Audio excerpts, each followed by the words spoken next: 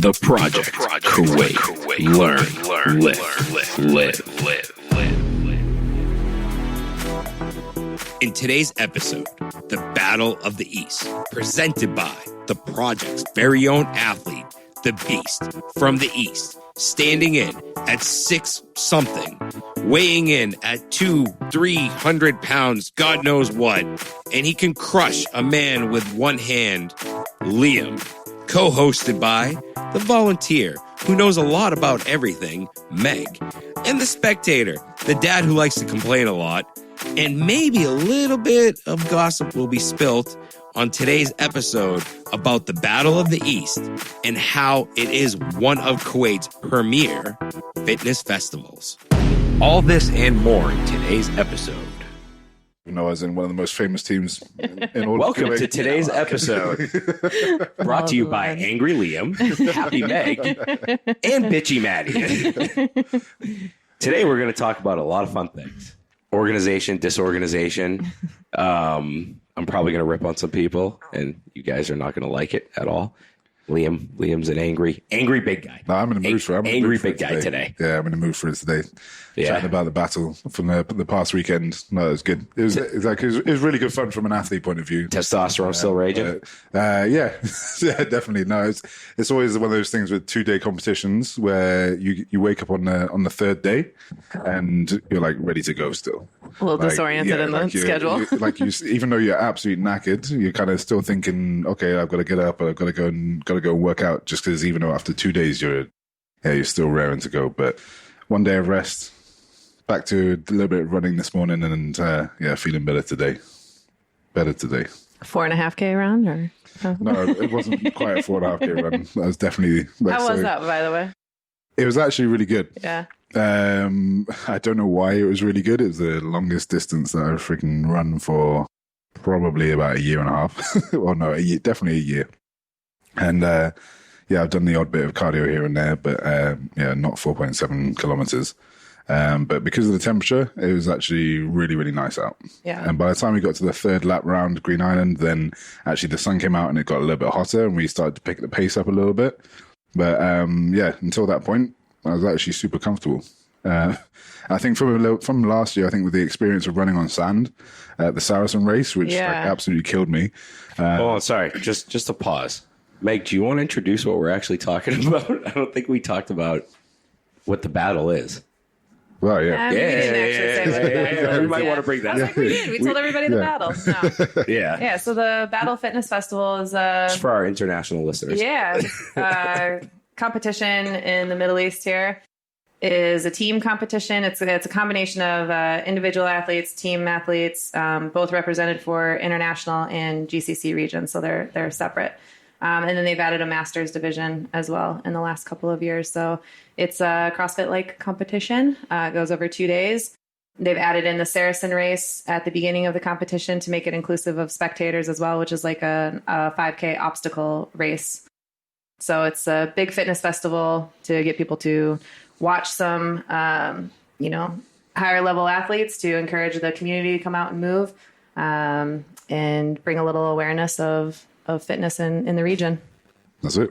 Yeah. Does that explain it? I mean, kind of they branded it as a fitness festival, but yeah. So the history of it is a little bit like it started in 2013, just local participation. Really, I think they had a few athletes come from Dubai at that time. It was very, very small competition. And then in 2014, they had about 35 countries come out and participate, 115 athletes that year. And it was all mixed. So it was expat athletes, so international athletes and local athletes all competed in the same events. So it's still male and female separate, but I think there was less than 15 females participated probably that year. Oh, wow. Yeah. And then, the divisions were mixed of international athletes and local athletes. So then in 2015, we decided to add the GCC division and then an international division. And that helped give the locals a little bit more representation because the sport is very new in this region. The levels of competition were quite varying. So split it into GCC region and international athletes. And there's qualifiers for those. So they have to go through a qualifying process in order to compete. And that year, I think there was 15 local women, so GCC women that participated in that division. And then there was 30 international women that came out for that one. So that was a great event. I think there was 160 athletes in total that participated in that. And then in 2016 is when we added the Saracen Race. And that was to make it inclusive of the local population, to make it something a little bit more friendly for people to come and spectate, participate in. And so that's a 5K obstacle course race done on the sand. So running in the sand, climbing over things, crawling under things. And that was to make it more like a fitness festival. So to get them to participate. And what was cool about that year is that was also an event for the athletes. So it was like the spectators got to do one of the events that the athletes went in. And that's kind of what the idea was behind it.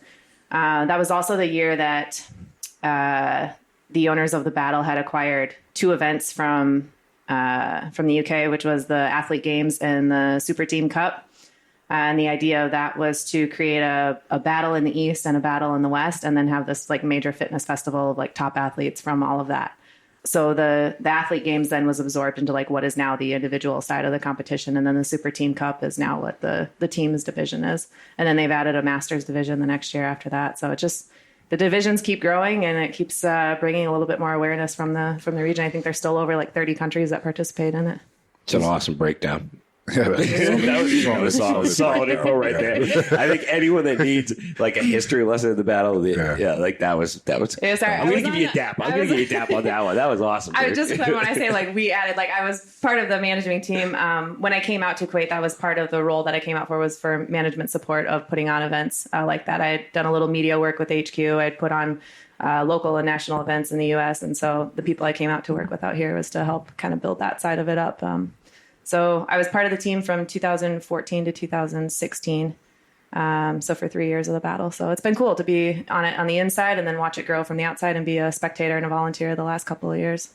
So is there still the plan to like make the battle in the East and battle in the West? The plans ended up dropping off that year. I think there was just a timing thing, just like how quickly you can pull off something like that and get like, a big obstacle course race, to happen here and happen in the UK as well. I hope that's still part of the plans, but being on the outside of the event management now, I'm not entirely sure what the goal is with it, but I thought it was a great idea. Yeah. I think they still have the Super Team Cup in the UK, but I'm not sure if there's any plans to combine it at all. Yeah. But it'd be interesting. Yeah. That'd definitely be an interesting thing. It was a big deal when they acquired it. There was all kinds of hype around it. So yeah, the biggest thing is like the Saracen Race, the biggest partner with that one and with the battle is through Provision here in Kuwait, and they help kind of put up all the infrastructure for the events and things. And so yeah, to make it happen in another place, in another country, I think navigating that whole side of it is just something that takes a little bit more money, a little bit more time, and so I hope that's still part of the plans, because I think that would be pretty awesome to have a Battle of the East, Battle of the West kind of situation. Yeah. Especially as it grows more here. But the most exciting thing has been the female participation, to go from like that first year where hardly anyone, and now this year it was like there's women from Saudi, from Bahrain. I was happy to see that from Saudi Arabia. Seeing those women from Saudi Arabia, it was like, to me that was like, wow. And even the local, so Circuit is the gym that puts on the battle, and even the participation from like the membership level there in the battle has always been kind of low, even from the female side, and it's been kind of disappointing, because it's like, this is the gym that hosts this and you have like no representation of the females there. And so this year I was so excited to see all the female teams. Like they've finally gotten to that point, those girls, where they've just let go of the fear of like performing, or letting other people see, what they can do. I thought that was awesome. So yeah, huge congrats to all the women that came out. I think that's awesome. Yeah, definitely. I think there was a massive roster of women this year. Yeah. And there's a lot less people who dropped out, like kind of between qualifiers and then get into the actual final stage as well, which you kind of saw last year a lot of. Yeah. But no, it's really, really good. And the kind of level of everything had stepped up a little bit as well. Even at the top end of the leaderboard, like the girls are getting better and better and better. Yeah. Like we had muscle ups early on in the competition, and lots of people were hitting muscle ups where like 2 years ago, you might only have 2 or 3 teams that have one person in that can do pull-ups. Do some pull-ups. Like really, yeah. So no, it was really, really good to see. And we were at high skill level for this competition. I think definitely. Well, big guy, you went to town on the handstand walks and the muscle ups, and dude, I mean, see you, what, 6'6"? Did I get it right this time? No, I'm not 6. I told you 6'6". Yeah. 6'6". No, What? I'm not actually 6'6". Well, he's like 5'11". I'm just taller than you. That's all. He's a lot taller than me. He's a lot taller than me. He's about 2. Like I got to stand up on a chair, like to look him in the eye. But hey, but I'm big enough. I'm heavy enough as well that I'm heavy enough and big enough that handstand walks and muscle ups make me nervous. Dude, you killed it though. Like you did kill it. I mean, it's impressive to see a guy your size actually tackle that and like do as well as you did. You know, mashallah. Like I was nervous about it. But that's interesting because you talked about so it is like a CrossFit style competition, but you said that your training leading up to that really hasn't been anything CrossFit. So like, how did you prepare for the competition or for the gymnastic stuff that makes you nervous, and like knowing that the heavyweight stuff is no problem? What was the strategy So my preparation for the gymnastic stuff that made me nervous, the basic way of getting around that was I knew I could do this skill a year ago. So I was my basic preparation I've done it before, I can do it again. It was basically don't waste any reps. Right. I didn't practice anything in the warm-up area. I didn't practice anything in the week or so before, just because I knew I'd just let it get in my head. And I knew that like kind of the confidence in my skill and my own ability. And that only comes from competing a lot, I think, and pushing yourself to that level. Like not saying it's an elite level, just kind of pushing yourself to kind of the end of your own level. I think I knew that I could do them, and I knew that I was comfortable enough in my body, and my flexibility, my mobility have got better from doing weightlifting and everything. So I thought actually it's going to hurt me more to be practicing them and training them and doing things like that, and actually then potentially getting tight and then feeling that I have an expectation of myself during those skills in the competition. And I thought, you know what, I'm just going to go out and I know how to do them. I'm just going to go and do them. This is where one of us needs to interject with a disclaimer to say that don't go out. This is not typical. Do not go out and do this. If you have not done a muscle up or a handstand push up or any of the above, don't try it unless you're like Liam and you've trained for God knows how many years and you have the base for it. Because I mean, that's where it comes from. Essentially, is you had that base. Yeah, effectively. Like, I mean, I spent the last, definitely the whole time I've been in Kuwait, maybe a year and a half before that. So yeah, about near on 4 years, like just training CrossFit.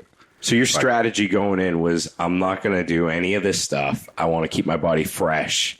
Effectively. Yeah. I knew that I would perform better the fresher I felt and the more relaxed I was. And so actually I just thought, you know what, actually there's absolutely no reason for me to try and do a muscle up that I know I can do, but just to say that I've done some practice for it. Like, I'm definitely not saying like everyone should just go out and not practice stuff. But I knew full well myself that like it made sense to me and that I could go out and do the skill under pressure, no problem. I knew that the guys trusted me to be able to do that skill. The guys on my team, they trusted me. And yeah, just went out and did it. And thankfully, it went off really well. Way better than I expected, especially from having a little bit of a bad wrist as well. I had a little bit of ligament damage. So the handstand walk was actually what made me really nervous. It was kind of with my new heavy body weight. I think I'm looking at about 118 kilos, something like that. And so the thought of kind of running into a handstand walk with 118 kilos coming down on the wrist was not something that I was looking forward to. But as soon as I kind of dragged the sled with one hand and then turned around and did a handstand walk, I did 5 steps and I was like, oh my God, I'm going to make it. You had it taped up before you went to I had it significantly taped, from the guys at Disc, which was absolutely fantastic. They literally helped me to get Hey man, hey, no shout outs. We're not getting sponsored yet. They definitely need a shout out. Oh no, man, no. They got to pay us first. Show me the money. They looked after me. I'm curious after working with athletes all the weekend and like you said, like literally like taping you together. Like I'm sure that was the case more often than not. So I'd be curious to know what Disc's view of the battle was of like having to rehab everybody and keep them together. I can tell you exactly what their view was.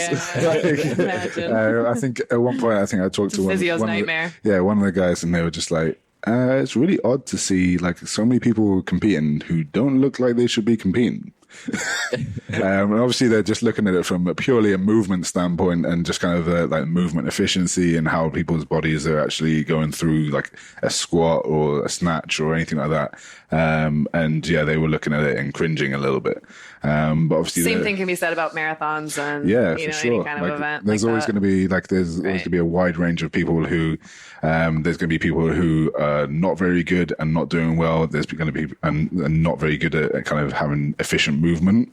Then there's going to be people who are very good at performing, but then still don't have efficient movement because they're not looking after themselves. And then there's going to be the top guys who are very good at performing and they have very good movement efficiency, so that they can keep performing at that level. So when you talk about movement efficiency, just for like average Joe, what do we mean with movement? What are we talking about in terms of movement efficiency? I mean, I can say when you're deadlifting to use your legs. Whereas a guy that sits behind a desk all day is probably going to use their back. You know, they're going to do that bend over, sort of the best way to describe it is a dog sitting down. Unless you have a better way of describing it. No, I've never heard that one, but I knew exactly what you meant when you said it. Okay. I heard of a dog doing something else. Yeah. I was going to say a dog taking a shit. Yeah, like a dog taking a shit, but movement efficiency. Yeah, a rounded back. Yeah, that's the word I was looking for. See, I got to bring in the humor, guys. Yeah, I would argue that the movement efficiency is kind of like, it's almost thinking of it as a whole. So it's not just saying use your legs, and it's not just saying don't use your back, because you have to use everything. So using the deadlift as an example, it's like using your legs but keeping your back straight, so that pushing through the ground and all that. Lots of force, like going through any parts of your spine, which is obviously then when you're going to get a problem. And kind of, by looking at structures of buildings, that straight lines hold force a hell of a lot better than curves do. So, like, if we have a curve, we know that we're losing force somewhere throughout the movement. So, but I think the ones who probably have the most efficient movement are the ones who allow themselves to train also outside of those straight lines and get the body to be safe in all ranges of motion. So I think it's the mobility, the stability and things that they have within that. I think that if you're only practicing in those straight lines, then when that load gets too heavy, or especially in a competition, when you're sacrificing a little bit of technique for some speed or whatever it might be, then you're at a risk of injury the second you go out of that straight line. Yeah. So I'd say the guys that near the top, they're probably the ones that take a little bit more time to get out of straight lines. Make sure they're stable, because obviously that's a really good point, because actually you can't stay in that straight line and stay efficient with your movement unless you have trained to be either side of that spectrum as well. Right. It's like, because otherwise you've got a very small room for error, and then if you go outside of it, you're going to get injured. So as you said, like if you've got a great squat, your back is perfectly straight, you've got really good mobility, no problem. But then as soon as it gets heavy and your back starts to round a little bit, then you're injury prone. Whereas actually, if you kind of able to train a little bit at that lighter weight, which is where we were kind of talking, Meg, about kind of increasing movement efficiency and kind of how to do that, and whether it's kind of the arts like Ido Portal and things like that, like spinal flow, animal flow, things like that, where actually kind of you're not just doing squat, deadlift, pull up, bicep curl, whatever it is. You're actually doing other things and moving in a way that your body, like, you don't expect your body really to move on a daily basis. Exactly. What about rotation? I mean, in terms of CrossFit, there's nothing with rotation. Is there anything that I haven't seen with like a rotational movement, like, a side toss with a ball, or a Palloff press to the side, or something with a rotational aspect? Engaging the obliques. I haven't seen anything. I mean, at the games in 2009, I think it was, they had the like driving the stake into the ground, like kind of things. You had like your hammer swings, and you had like that kind of stuff, which there's some rotation involved. Like recently, the hammer, like I can't remember what it's called, but like kind of you're standing on the platform and like fireman. They did have it again. Yeah, but they weren't. Yeah, there was. I'm talking like a baseball swing type of a rotation. Moving side to side, I think there's nothing really that challenges them. Like in a lateral pattern or anything else. And like that's the biggest knock I have on CrossFit training. Like I've never seen anyone do like a curtsy. It's a good functional movement. It loosens up the hips. Yeah. I do it when I'm warming up, but I haven't seen it in CrossFit. I haven't seen. There's a lot of movements that I haven't seen carry over into CrossFit, where you're moving side to side, you're rotating your torso around. And I mean, sorry, I'm going way off topic. Didn't they have the softball throw one year? Was that in the games? Whoa. That was early. That was early in the games. Yeah. That's my knowledge of the game. I quit paying attention to the games 7 years ago. But that's where CrossFit's getting knocked on right now. It's a very valid point, but I think that's where strongman is kind of picking up the slack a little bit, because you might have like a yoke carry for something like that. Like if you haven't got a strong core and you've never carried a yoke, guarantee you're not going to do well carrying a yoke. Yeah, definitely. Which is, I think at the weekend we had like farmer's carry, but it'd be interesting maybe to see like a suitcase carry. So just like a one-sided farmer's carry. That'll mess people up. So that's where like if you're not necessarily seeing rotation, but you're seeing the block of having to rotate, if that makes sense. But no, I think that's where you're seeing a lot more strongman. We didn't see the Atlas stones this year. Which we did see last year. So that's the kind of stuff that's fun for the spectators too, like the strongman stuff. Like they kind of get that. It's a little bit harder with, some of the you have to keep in mind, spectators of how they're gonna. You need specialized equipment, but then kind of for these kind of events, and it definitely is worth it. Yeah, like the yokes, farmers carries, Atlas stones. There's all sorts of things you can steal from strongman. Definitely. And I think some people do steal their technique a little bit from strongman. Strongman's awesome though. Strongman workouts. I mean, I did working out. I did a strongman workout for about 2 months. I was just doing strongman workouts, 3 days a week. And it was just typically the big movements. And dude, a log press is amazing. I loved it. It's completely different to overhead press. It's so much different. And the strength that you get from it. I mean, it was 4 weeks or 5 weeks later, I took a 100-pound dumbbell and threw it overhead. And I was like, holy crap, I've never done this before. Like my max was 85. And it was a strongman class at one of the gyms here. And, I went up with 80, 85, 90, 95. And then someone was like, oh, try the 100. I was like, sure, why not? And just threw it up. And like, there's that carryover from strongman you don't get from CrossFit or bodybuilding, and it's just this raw strength. That's it's an amazing way to train. No, definitely. It'd be nice to see a little bit more of that. I think the only thing holding us back here in this region is just the availability of the equipment to be able to do it. And the willingness of people to train in that pattern. But you've got different gyms and stuff like that, which now have more strongman-esque kind of facilities as well. So maybe we will see it maybe next year. So speaking of the whole battle and everything, how was organization from an athlete's perspective? From an athlete's perspective, I think I've done 3 battles now. This was my 3rd one. And it was probably the things that matter to an athlete are basically knowing when you're going to start, and how long it's going to take before you need to be back at the competition. Because the main things you want to know is, can you go home, get some rest, or can you get away from the competition, get some rest, and like when do you need to eat? That's basically all you need to know. So kind of the organization from that standpoint, we ran a little bit late on the 2nd day, but apart from that, we were pretty good. So there was no surprises. We didn't kind of get thrown into a workout early or anything like that. We were like, it was all kind of good.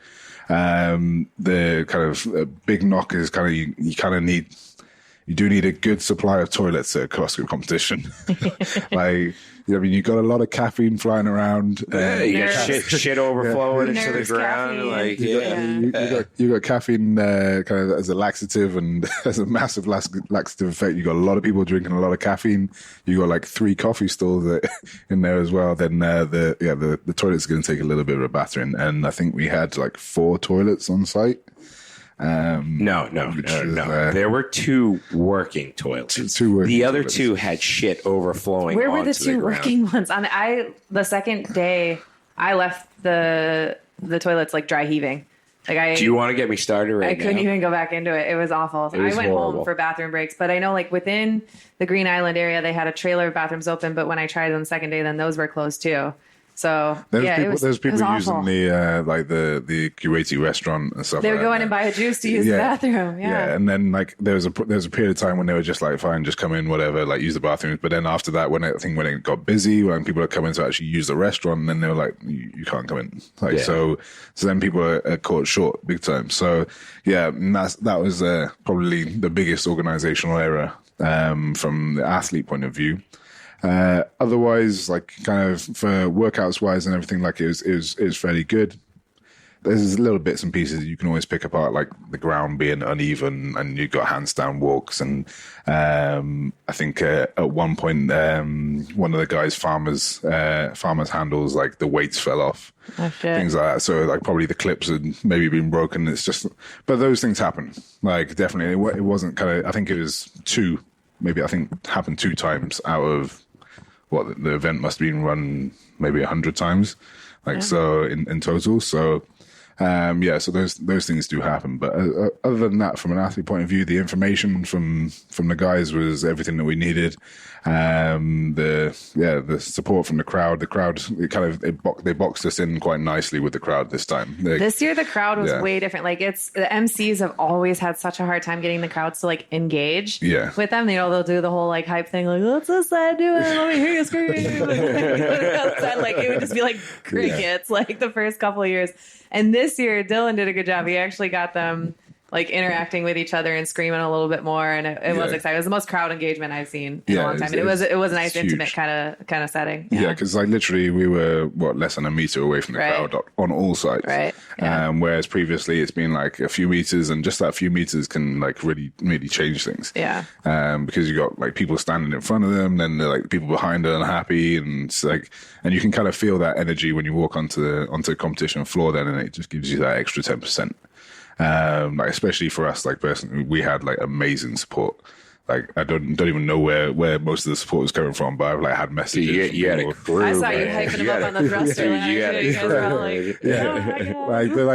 It was nice. Like for us, we were there. Like we knew that we were there to like entertain and perform, and just like because actually, kind of we knew that we hadn't trained enough. To kind of be standing on the podium, or at least not to deserve standing on the podium. And so we just wanted to go out there like as a kind of a fat weightlifter, an injured gymnast, and the only functioning working head coach as well. We were kind of the odd team that was there, and everyone was massively supportive, and it was nice to be able to. Did you guys train together at all before the event? Like, or how often did you guys do that? How often? Or ever. Good question. Did you just know each other so well? I heard part of this. So we organized to have a training session about 3 weeks ago, and then we turned up at the gym. And the gym has a jacuzzi and an ice bath, so we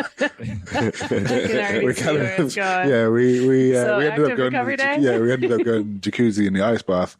Well, we knew what was going to happen when all of us turned up in flip flops. None of us turned up in trainers. So we were like, okay, that's a good team bond, though. You guys are all on the same page. That's what matters. So, but that's cool. But no, dude, you guys lived in the moment. You were living it. You were living the moment, and that was. I thought that was amazing. Like you, I think it's when you go in with that attitude of just like pure fun and to be honest, like what absolutely worked for us was the fact, like, yes, we know each other, like we've trained a lot together before and everything, but we haven't trained once together over the last 9-10 months maximum, at least.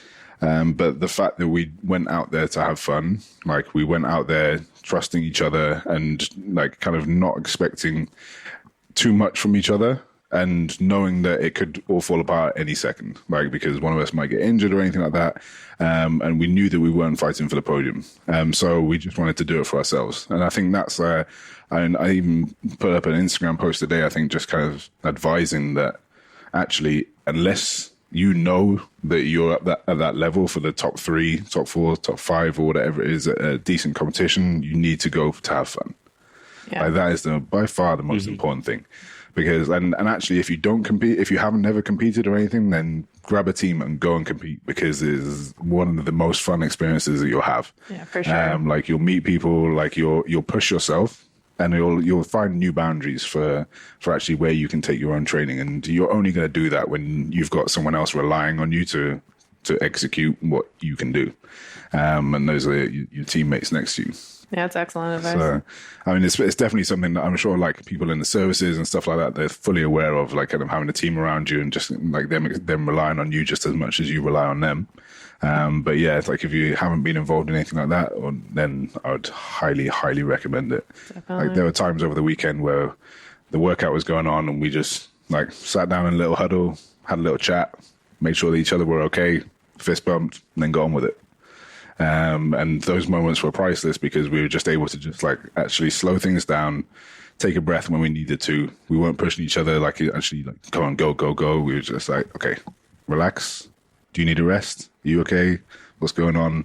Talk to me. Taking that time out to just find out where each other were at, and then going and smashing the rest of the workout, which sometimes you need to be able to do, like even as an individual as well. You need to be able to take that time and just reflect inwards and go, have I gone too fast? Have I gone too slow? Like, what am I doing? Why am I about to pick up the bar? Do I need to pick up the bar? I know everyone's shouting for me to pick up the bar, but do I need to? That's huge. That's huge. Yeah. When you've got people screaming at you and everything, and yeah, the pressure and understanding of how you operate best and getting to know yourself. That's the benefits to, just as you said, like playing by yourself and playing with others, that you get to know that reflection side when you do it by yourself. But then there's a side that comes from training with other people that you just can't mimic when you do things on your own. So that's why I think it's great to, do both ways. And the programming this year was pretty good. I mean, it was very biased towards us. Like, we had like a high skill stuff and heavyweight stuff. So for our team, like, it was pretty good. Like, we landed on our feet with the programming. But I mean, we can definitely see how there could be improvements for the wider guys.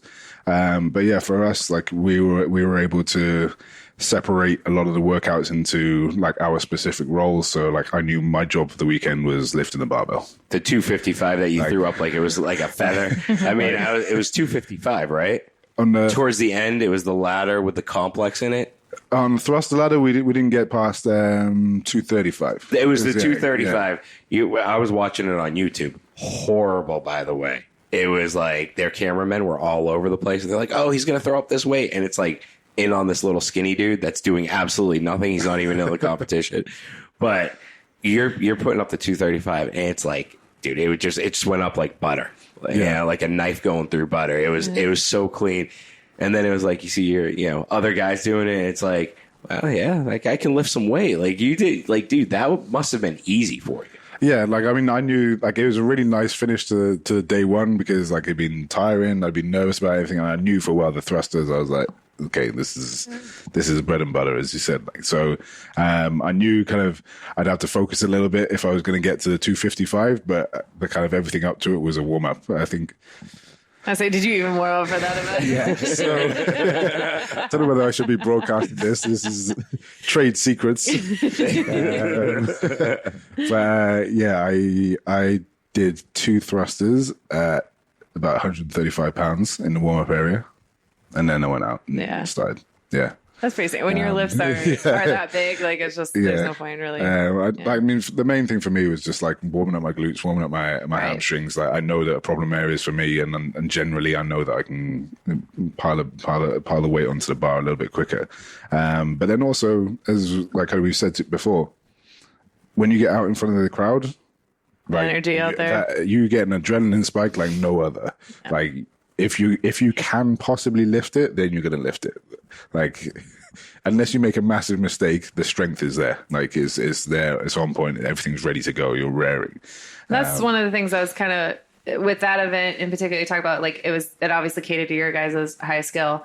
From a volunteer, or not even volunteer, from a spectator perspective, it's nice to see people like get PRs and to be able to do that kind of stuff. And so the thruster ladder, that was one that I think was a little erred on the side of too heavy, because it was disappointing to not see a lot of the competitors be able to get very far with that, or just to struggle right off the bat and not get down there. So that was one that I wish would have been just a little bit lighter. Yeah, I probably would have liked to see. I think they could have like made the jumps a little bit bigger. Yeah. Like, generally, if you can thrust a 120, then going from 70 to 85 to 100 is probably not going to be too much worry for you. But yeah, that would have been a bit more inclusive. Then you could have had maybe 50, 60 kilos because they're like, generally there's a lot of light guys in CrossFit and kind of the weights have to be a little bit lighter for the general population. And the Kuwaiti guys, I mean, in general, Kuwaiti... The sport is young. The sport is, it's brand new. You have to kind of think, like, it is shocking each year, you know, like the weights and things go up, and that kind of goes back to what we talked about before, of just like now the perception of seeing someone do it makes it a little bit more likely that it's actually done. Mm-hmm. But also, like, in the beginning, numbers weren't quite there. And I think we're trying to like throw in some of the numbers maybe that we see at other competitions where CrossFit's been going on for over 10 years. Or people have been participating in here. It's like, and it's not even that, it's Olympic weightlifting. Kuwait's never been known for Olympic weightlifting. I mean, I used to go to Gcc. I was, diving and everything. And so I was familiar with the whole club. And I never remember a weightlifting room and, like actual Olympic weightlifting. It just, I've never seen it or heard about it in Kuwait. Maybe that's just me, but you can tell by the Kuwaiti CrossFitters that it is something new to them. Even some of these guys, they're pretty big and they should be throwing up a lot more weight. At least, when I see him throwing up the weight, I'm just like, why are the other guys not doing this? But it's getting traction here. Like, it's definitely picking up. It's going to be exciting it's to definitely see picking how it goes. I mean, I think all that feedback from the athletes. I mean, that is one thing I say. The teams on the battle, they do listen to the feedback of what happens year to year. Programmers have changed. Like I think each year in the last like 3 years. So I think it's still young, collecting information and things, and knowing who signs up and who comes, and they'll get better with it. But from the organization side, they've had the same guys helping out with that side of it, as far as like the whole airport model that they do, like the pre-staging, staging, getting people on, the whole timeline and everything. They've had the same guys doing that ever since the beginning, and they do a great job of coming out and briefing the volunteers and getting everybody on track. So from that side of it, organization's always been great. The big thing that I thought of that actually from the athlete point of view was really not helpful is the warm-up area. And it's actually something that's been the case for like the last couple of years as well, where actually, like, say you got this thruster ladder. Okay, I did say that not everyone should just do 260 kilos before you go out. Weights in there, but there literally wasn't enough to go up to maybe 70 or 80 kilos. So if you're kind of like worried about it a little bit and you want to kind of see if you can do 90 or see if you can do 100, then and a lot of people do, then the ability to do that wasn't there. I don't know if they set up rings in the warm-up area before the ring muscle up one. I didn't go to the warm-up area.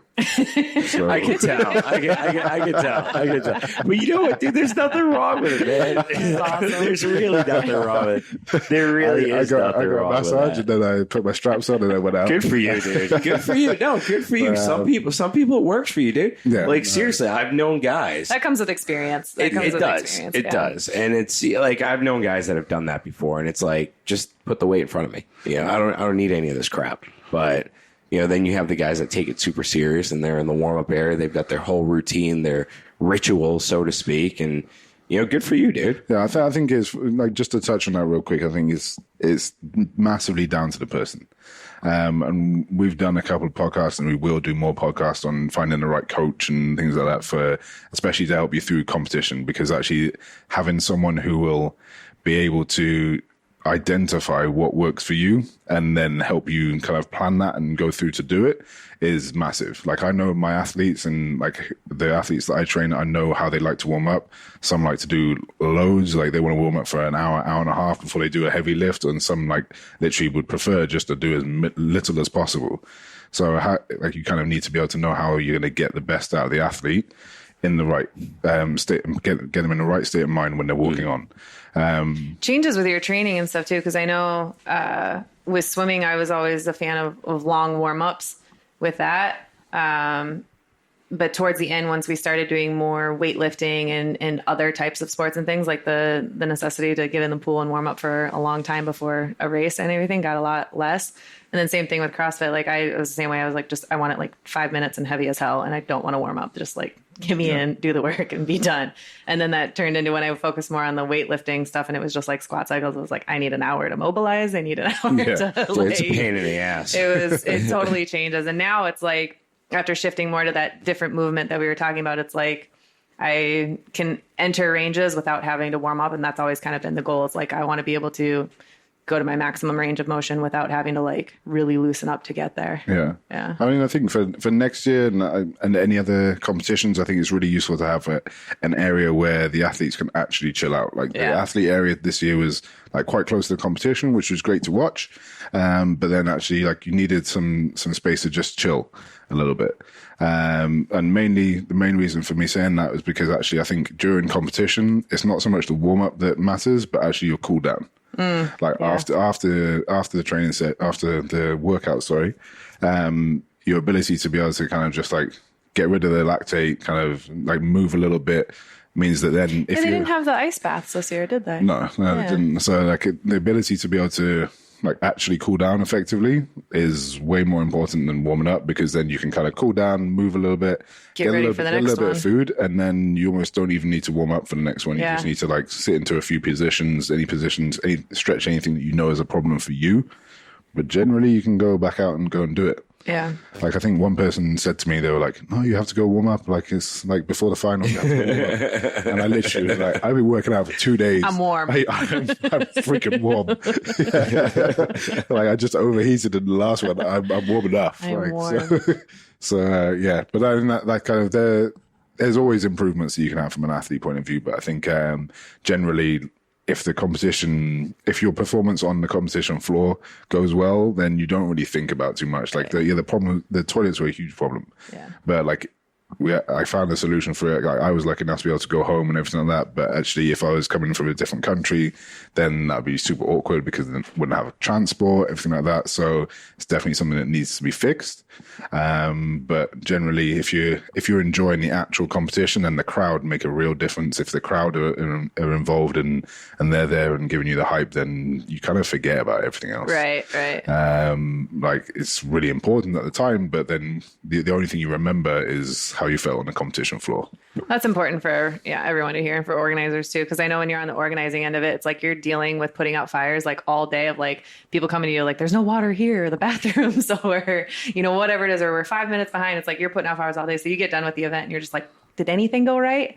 Like you just think the whole thing's a disaster. But the crowd engagement, and then if the athletes had a good performance and everybody stayed safe, I think that's a big part. For a Kuwaiti event, I think it was very well done. For a Kuwait event, all right. For Kuwait standards, standards, realistically, I think it was a great event. I mean, I've been at universities where you've got professors and people that have been in the academic field for years, and they can't organize something as simple as taste of. I can't say the university's name, but like it's bad organization. Whereas this, I thought it was organized very well. International standards, And going back to that Battle of the East, Battle of the West thing, it's like if this were to be the event that happened in the West, there would definitely vibes would be definitely different. I mean, for them, if you're expecting a capacity of about 500 people, I would say there was probably around 500 people there at one point. Then why are you limiting the space and only having 2 bathrooms, where you could have rented out a club, for instance, and which stadium seating is already there. There are bathrooms already there. Like you could have probably got a better facility, in my opinion. And I was a spectator. So I was there, watching the whole thing. I had fun. My kid had fun. But when it came time to using the toilets, it was like, DJ, you're going in a bush. Sorry, buddy. And when it was just very tough. I'm not going to lie. There was a point where I was looking for a bush. I was like, can I do this here? You shouldn't want to go in there. And you shouldn't be walking around in shit. You shouldn't be walking around in someone else's feces. That's just gross. Yeah. And I mean, on top of that, there was one point, that big blow up area for the kids. Yeah. It wasn't for the kids. Apparently it was like the, you go up there and you fight on top of it or something, push the other guy off. Costa Coffee, you could knock the coffee cup down The coffee cup guy gets on there, right? Yeah. And he just runs into this 18-year-old kid and just totally plows him off. And I'm like, I look at I go, and DJ's like, Daddy, I want to do that. I'm like, no, buddy, they're idiots. And he's like, Daddy, that's a bad word. I'm like, no, but they really are. Let's go. Because, there was metal piping all around there. So it was like those little things that no one really paid attention to. Yeah. And I didn't really see any of the organizers on the they were all on the floor where the athletes were. Not in the vendor area. No one was in the vendor area. Yeah. No one was in the seating area. there were guys. I mean, I almost got into a fist fight because That these guys. surprises me. These guys are smoking at an athletic event underneath the bleachers. I'm like, dude, come on, this isn't high school. And I was very nice. I was very respectful. I swear to God, you can ask Haya. I was very respectful. And she was like, just calm down. I was like, no, this guy, and long story short, he was smoking behind. It was coming up. I got my 4-year-old son there. And if there had been an event organizer walking around on, it would have been different. I could have been like, hey, can you say something to these guys? It shouldn't have been it's not my place. Yeah. But I mean, that was one thing. I think when they kind of branded it, so to speak, as like the fitness festival type of deal, they could have done more with bringing the people from the Saracen race. Because I think the lack of education in Kuwait is big. Like, people don't have that education in terms of health and fitness, mainly health. So they could have done a lot more with these vendors to engage with the public. And there were some good vendors there. They had some good food vendors. Food was way better than it has been the last few years. Oh, really? Yeah. My first time. Yeah. And will I go back next year? Definitely not with my kid. Really? I loved having him there, but if there's a bathroom available, yes, because that's a big factor when you have a child with you. Yeah. And I want to bring my kid to these events because if he says, Daddy, I got to go number 2, which happened, then we're kind of got to go all the way home, buddy. we couldn't. When you're with a 4-year-old, it's like, oh, shoot, what do we do? I'm running to the guy's bathroom. I go in. I'm like, hey, you got to get over here. Go check the women's bathroom. Is there a toilet that's not overflowed? Yes. Okay, well, what are we going to do? I'm like, dude, just strip him out here. Don't let him touch anything and just hold him over the toilet. We'll just hose him down when he gets out. But that's all you can do. And just hose him down when he's done. Yeah. Try and get him as clean as possible. And then when she brings him out, I'm like, dude, I don't care. If he's naked out here, I don't give a crap. Yeah. But those are some of the little things. With the Saracen race, you said you'd like to see something else done, like with more engagement with that. Like, what do you mean? Like bringing in the people that finish the race to watch it. I heard a lot of people saying, oh, I have to buy a ticket to get in there. It's like, dude, are you guys idiots? If you participate in the Saracen race, you should be able to come spectate. They charge me full price for my child. They charge me 10 KD for a 4-year-old. And I was like, are you shitting me? And then I got even more pissed because people are walking in with their kids that have no stamps. And I'm like, are you shitting me? I paid 10 KD and these guys paid nothing. And like, that part really pissed me off. And I'm not cheap, but it's like fairness. You don't go anywhere in the world and there isn't a kids rate. So stick to the rules. Yeah. And it's kind of stupid. Like, you're going to have an event like that. You're setting the precedent. I want my son to see a guy like Liam lifting, 235 pounds and doing ring muscle ups. I want my kid to see that. And I'm sure other parents do too. They could have had it more. It could have been marketed more as the fitness festival to bring more people in, to engage the actual community. And with all due respect to like the fitness and health community in Kuwait, they're not as welcoming as other communities. Like, me and my wife and kid, we were there to watch it. But if you weren't in the clique, like the little gym clique or whatever, you felt like an outsider, so to speak. There wasn't really anything engaging for the audience in terms of like the comfortable atmosphere to go and mingle in. Does that make any sense? Yeah. And I think it's a wider issue here in Kuwait with gyms in general. But yeah, I mean, from a spectator perspective, otherwise, great event. Bastards owe me 10 KD. I'll get my money. I'll get my money back when I participate next year and win first place. There you go. I'll beat Mahdi. I'll beat that guy. You'll be on there. Yeah, man. You kidding me, dude? What are you going to do to him? That's the key. That's the key. That guy. I'm going to bring I did this trick in Egypt with my cousins once. They were all, they all had their Pepsis open all around. I have my cousin. She's going to kill me for this story. She was constipated for like 4 days. Oh, no. So she had laxative medicine. And I put it in everyone's drink just to see them all run for the bathroom. And someone's in there. So they were all fighting to get it. So next year when I participate, I'm going to, yeah, dude. Don't drink the Pepsi. And just on a quick note, Jalala, the Kuwaiti athlete who took third place, I mean, that makes me proud. As a Kuwaiti, that really makes me proud to see a Kuwaiti guy, because Egyptians have been weightlifting, Olympic weightlifting for a long time, and we're new to the sport. And to see him up on that stage, that was amazing. And Hajar, I mean, she did great too. So, I mean, from a Kuwaiti perspective, that was for me, that was great to see. You know, it really made me feel like a proud Kuwaiti, which those are rare moments. Yeah. No, that's good. And I think that kind of goes back to splitting up to that GCC region and giving that representation of where it needs to be shown here in Kuwait. And I think that's cool to bring some awareness to it. So it's nice that you guys. I'd like to see him go up against the international athletes. I want to see that. The Kuwaitis need it. They need it. You need to lose to win. No, I'm serious. You can't just expect to always go out and win. If you don't lose, what do you have? You have nothing to strive for. No, true. Like, I mean, there's definitely, but obviously, I think in the case of Omda and Khaled, obviously they're like knocking on the door of regionals level athletes as well. So they kind of before they did get a good taste of that. But yeah, like, and both of them as well, they do kind of international competitions, not just the battle. Yeah, so I was going to say, go up against some, participate in a few others. But like, I think it would be. I think like everyone's been shouting for them to now be mixed, and I think perhaps next year might be the right time to mix the Arabs and the expats together. They should. I think purely because actually I think there's although there are expats here and there's expats in Dubai and things like that, actually there's not going to be a huge load of people coming over from the UK or a huge load of people coming over from the US. Not to win like just $3,000, right? So like kind of they don't have to worry too much about that. But I think it would be really interesting. I think for a lot of the guys to be able to actually see, especially the guys who are kind of on the bubble of the podium. So like kind of your 4th to 10th. Like I think those guys would then realize that just doing what they're doing at the moment isn't going to cut it. Like if there's guys who are going to come in, they're going to be filling up those places. Expats are going to be filling up those places. So I think it would push everyone that little extra step, which they might be ready for now. That's good. It'll be exciting to see what happens. Evolution of the battle. Yeah. Battle sucks. They owe me 10 KD. With more toilets, more toilets, more kids' activities, more kids. And dude, SOB, man.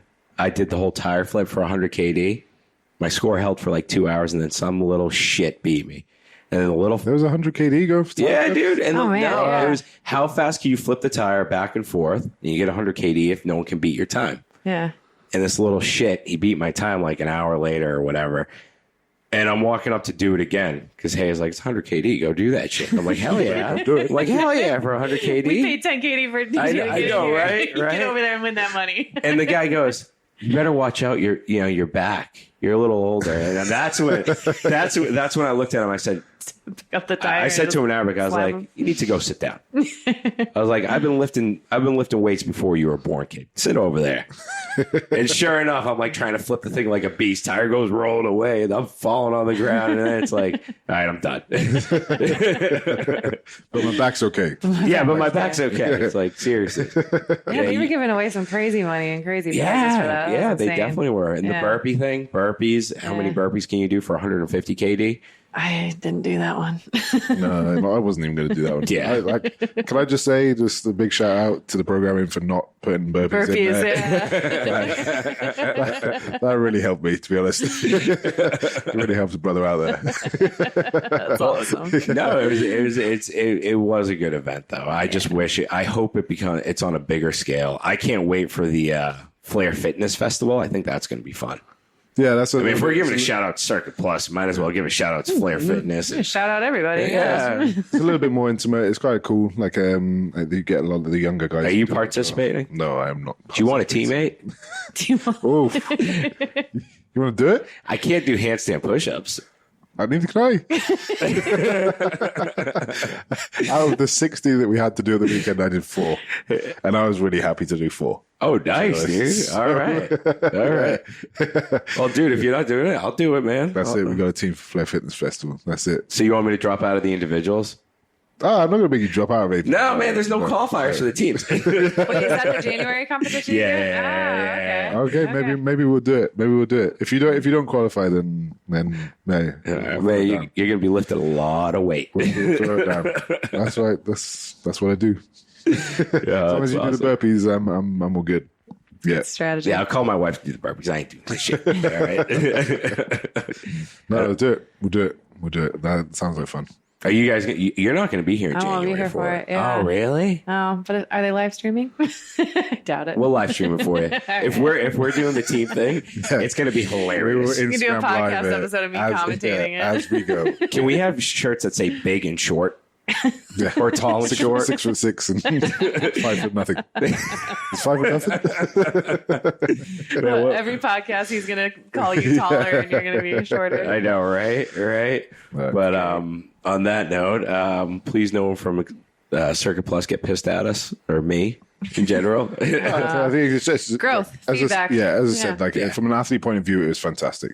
Like the crowd was amazing, like way better than it has been for any time that I've been in there, and I assume it's grown over that time. So it was really good to see the community coming together and like making the battle what it was. As I said, there was loads of problems in the kind of the back end, but ultimately, I think everyone had fun, which is like the most important bit. It's just hope for the kind of the next couple of years that they don't kind of see that and go, yeah, well, it was fine. Yeah, and not do anything about it. I don't see that happening, but yeah. So hopefully it doesn't turn into that, but as long as it kind of takes its kind of natural progressions onwards and they keep trying to make it better, and building on the crowd and the support that they have now, then like it will continue to get better. I love it. It felt like a high school reunion weekend for me just because I popped around all the gyms. So it is nice to get like everybody collected in one place and then like be able to see everyone. That's amazing, though. Good vibes. Yeah. And shout out to all the Kuwaiti athletes from my side. All right. They represented the red, the green, the white, and the black, you know. There you go. And I mean, for all the GCC residents, like they were like that kind of guys from Bahrain who I've seen quite a few times, new guys from Saudi, guys and girls. The Saudi women's team, shout out to them. They were amazing. And Haya Shalhan, you know, coming back so fast and competing, that was awesome. Hajar coming out in third place, Khalid coming out in third place. I mean, that was amazing. And Mohamed Al Umda, I mean, that guy's just a beast, dude. He's a beast. He's a beast. He's a total monster. On that note, head over to Instagram and send us a question if you have any. Yeah, for sure. Any feedback on the battle that you guys have and you want us to talk about? Toilets again? We can do that. And if you want to see me and Liam in a handstand push-up challenge, you can vote on that. Handstand push-up challenge. That's not going to be a short challenge. I'll beat your ass in that. I'll beat your ass by 1 or 2. I'm definitely not going to warm up for that. I'm sure Meg might beat both of us in that one. All right. Thanks, guys. Thanks for listening to this episode. If you enjoyed it, please head over to iTunes to subscribe, rate, and leave a review. You can also find us on Instagram at The Project Kuwait. Thank you, and join us next time.